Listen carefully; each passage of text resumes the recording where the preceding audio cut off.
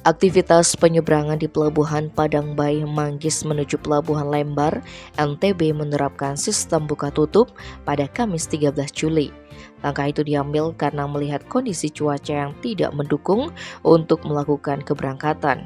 Kepala Balai Pengelola Transportasi Daerah Pelabuhan Padangbai Inyoman Sasrawan yang dikonfirmasi awak media pada pagi hari membenarkan hal tersebut.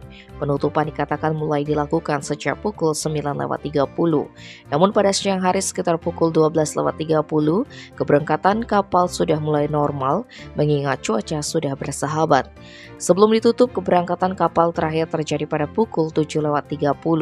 Berselang beberapa waktu kemudian, sejatinya akan ada satu keberangkatan lagi. Namun itu dibatalkan. Padahal saat itu penumpang disebut sudah menaiki kapal.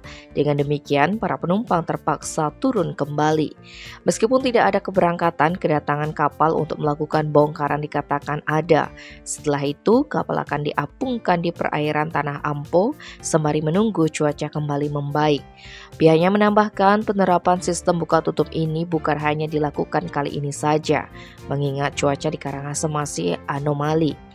Terhitung sejak Jumat lalu hingga saat ini sudah dilakukan buka tutup sebanyak 3 kali. Tim Bali Express melaporkan.